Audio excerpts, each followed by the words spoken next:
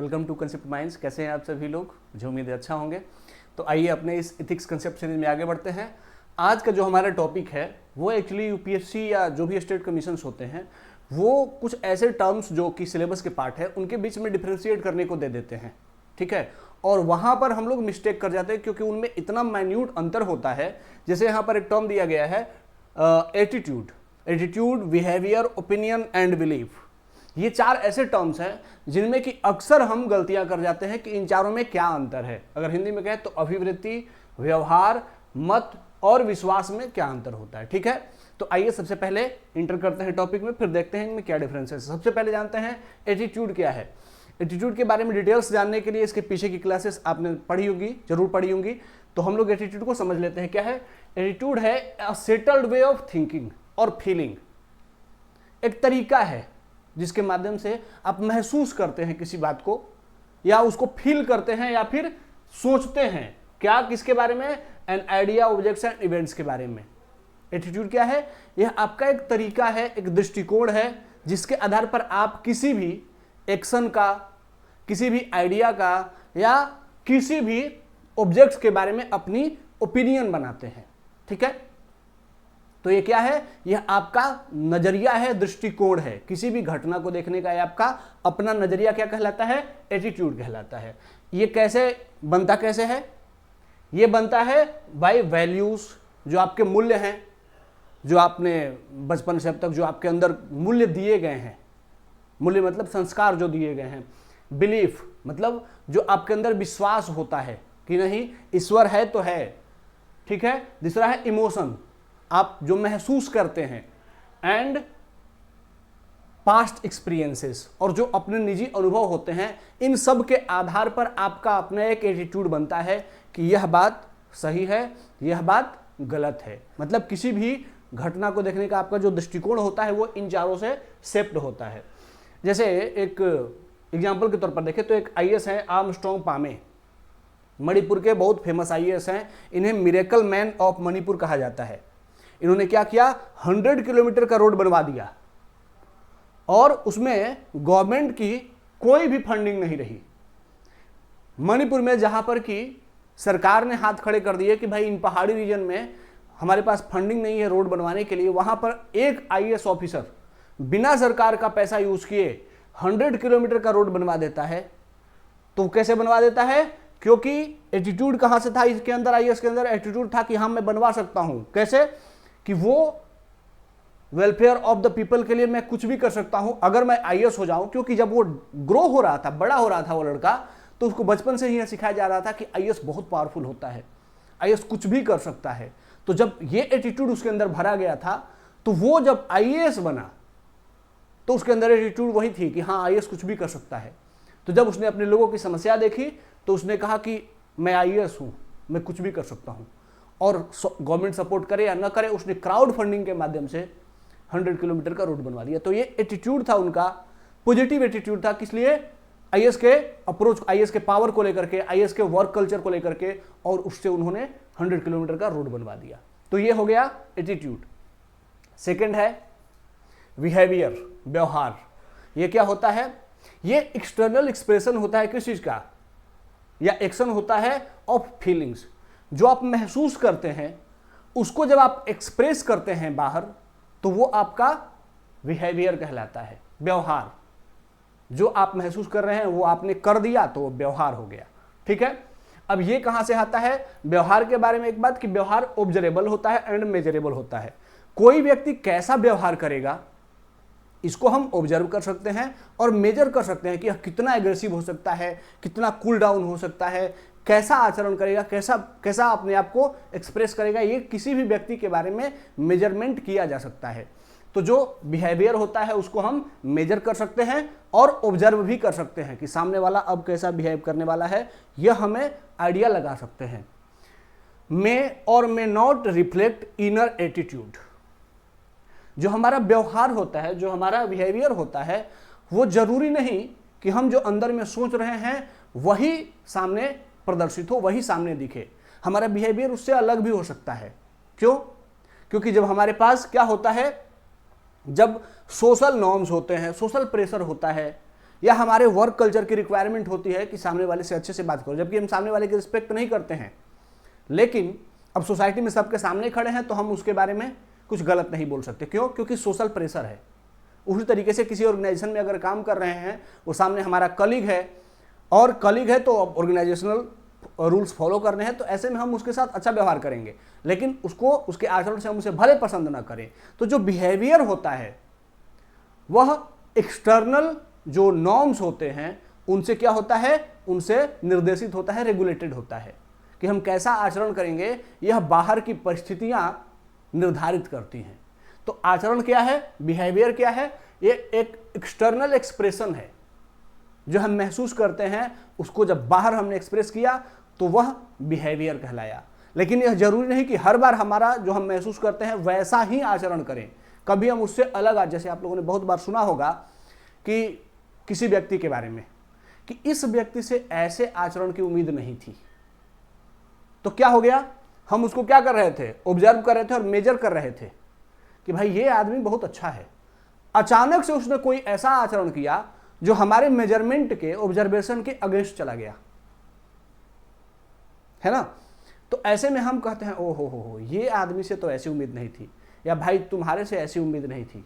तो क्या हुआ कि हम उसको उसके बारे में एक ऑब्जर्वेशन करके उसके बारे में एक पैरामीटर रखते थे कि यह ऐसा आचरण करेगा, यह कभी भी बुरा आचरण नहीं करेगा, लेकिन उसने कभी बुरा आचरण कर दिया तो हमें क्या होता है, तो बुरा आचरण कर दिया इसका मतलब कि वो इंसान बुरा नहीं है, लेकिन क्योंकि हमने उसको ऑब्जर्व किया है कि वो हमेशा अच्छा काम करता है, लेकिन वह न चाहते हुए भी कभी कभी अपने अंदर जो फीलिंग है उससे हट करके भी कोई एक्शन लेता है। तो बिहेवियर क्या हो सकता है, यह आपके इनर एटीट्यूड को कभी कभी रिफ्लेक्ट करता भी है, मैक्सिमम टाइम रिफ्लेक्ट करेगा, आप जो जैसा सोचते हैं वैसा ही आचरण करते हैं, लेकिन कभी कभी आप जो सोचते हैं वैसा आचरण नहीं करते हैं, उसके लिए बहुत सारे सर्कमस्टांसेस रिस्पॉन्सिबल होते हैं। ठीक है, तो इसमें आपने समझ लिया कि व्यवहार क्या होता है। अब आते हैं अगला, ओपिनियन क्या होता है, व्हाट इज योर ओपिनियन, मत।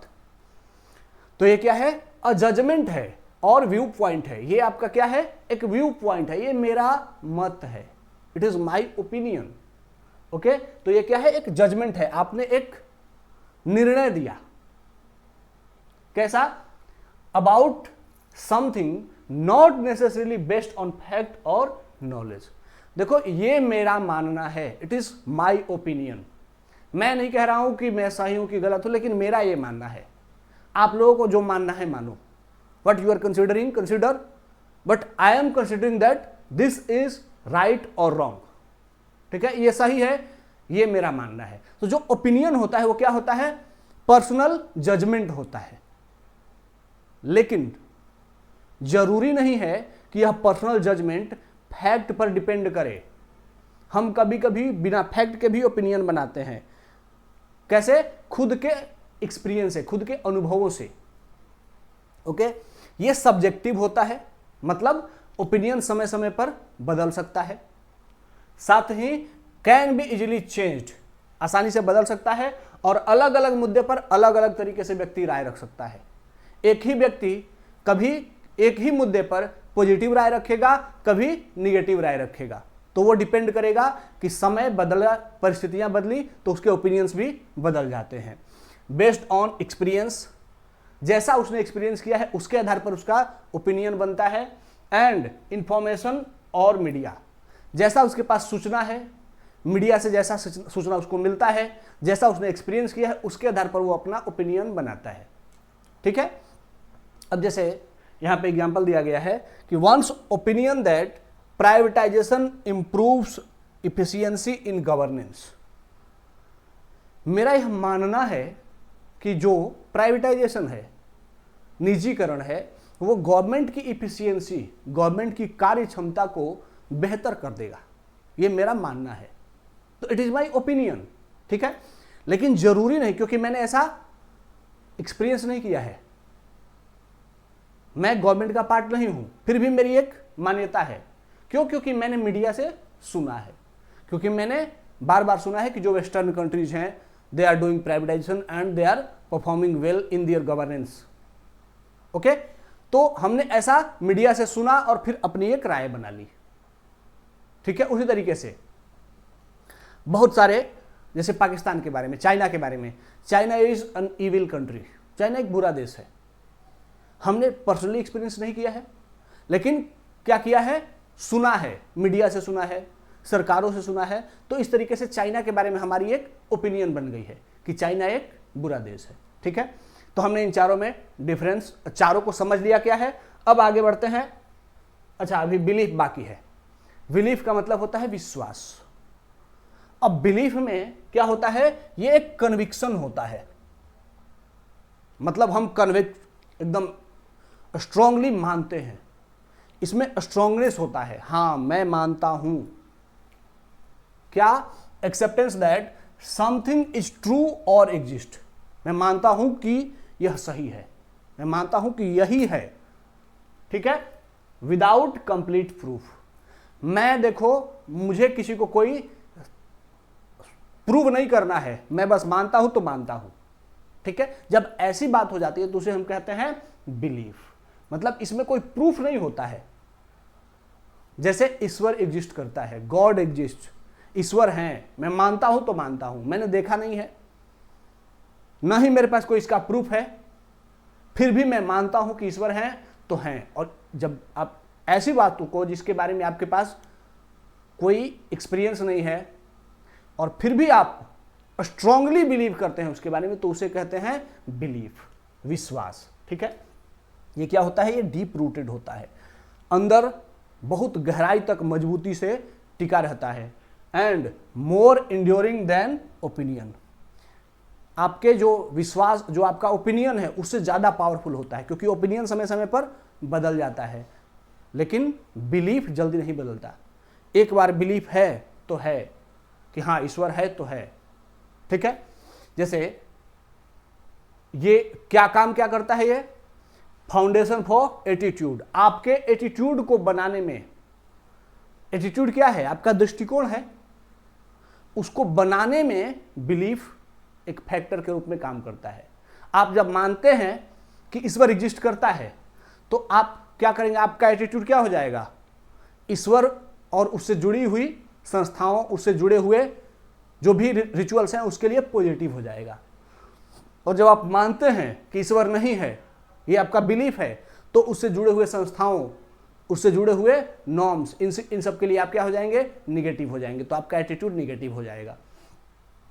तो फाउंडेशन किसको किसको डेवलप करता है, बिलीफ, आपके एटीट्यूड को और आपके वैल्यूज को। ठीक है, आपके मूल्य को।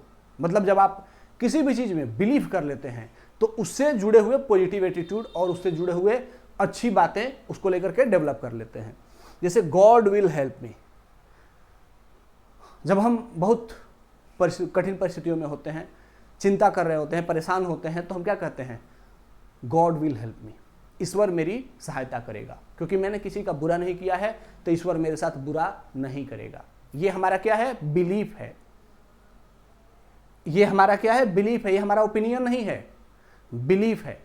हम मानते हैं कि हाँ ईश्वर है, और ईश्वर क्या है, अच्छे लोगों की मदद करता है और बुरे लोगों को पनिशमेंट देता है। तो मैं अच्छा हूं तो ईश्वर मेरी मदद करेगा, गॉड विल हेल्प मी। इसका मतलब है कि हम गॉड के एग्जिस्टेंस को मानते हैं, बिलीव करते हैं। तो जब बिलीव करेंगे तो उसके बारे में पॉजिटिव एटीट्यूड डेवलप करेंगे। ठीक है, अब आते हैं, देख लिया, अब सब में थोड़ा अंतर देख लेते हैं। सबसे पहले एटीट्यूड।